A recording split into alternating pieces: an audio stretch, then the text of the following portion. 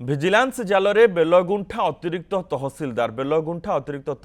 कविराज सेठी धरिला vigilance एक बाली गाड़ी छाड़ा लांच नेउथिबा बेले ভিজিলান্স तांकु माड़ी बसिछि। ये खबर आसुछि जे ভিজিলান্স जालरे अतिरिक्त तहसिलदार पड़िछंती बाली गाड़ी छाड़ा लांच नेउथिबा बेले बेलगुंठा तहसिलदार ভিজিলান্স हाथ धरा पड़िछंती बेलगुंठार अतिरिक्त तहसिलदार कविराज सेठी धरिछि ভিজিলান্স। सुशांत साहू रही संपर्क में अधिक सूचना सहित सुशांत कौन पूरा घटना देखु गोटे 4 दिन पूर्व गोटे बाली गाड़ी को एडिशनल तहसीलदार जी अच्छा बेलगुंठार सी सीज करते फल सी किसी ये पेनाल्टी पकई जहाँकि 40,000 ऊर्ध्व बोली शुणा जाऊँगी बाहर से पेनाल्टी से न बांधिकी से बोधे भिजिलेंस सहायता नहीं जार फल आज अतर्कित भाव ब्रह्मपुर भिजिलेंस गोटे टीम बेलगुंठा तहसील कार्यालय पहुंचिकी चढ़ाऊ करते चढ़ाऊ कलापर हाथ जेहेतु से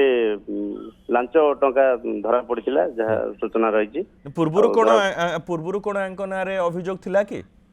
हाँ बारंबार तो देखो बेलगुंठा है गोटे बालीर हब जो विशेष भाव दुई पार्श्व रही बाली आ बाली नदी रही बाली घाट रही बारंबार विभिन्न समय ये बाली को लेकिन आउ तहसिल को लेकिन बारंबार ये गोटे सब चर्चा रुए साधारण जे बाली माफिया को सहयोग कर तहसिल कार्य तहसिल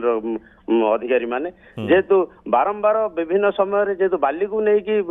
बेलगुंठा तहसिल बदनाम होबार लगी तेणुक यही आधार से निश्चित भाव पाखे जो सुराग खोजुले जो सुराग ये जो ट्रैक्टर मालिक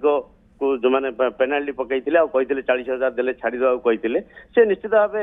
भिजिलेंस पाखे खबर रही भिजिलेंस पाखे खबर रहा फल भिजिलेंस धरी प्रस्तुति किपरि भाव धरा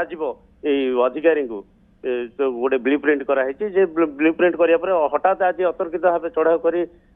धराई धरी जेहेतु कार्यालय धरी ब्रह्मपुर बर्तमान स्थानांतर करा रही अतिरिक्त तहसीलदार जी कविराज सेठी ब्रह्मपुर स्थानांतर करा बिल्कुल बहुत बहुत धन्यवाद सुशांत ए समस्त सूचना पे।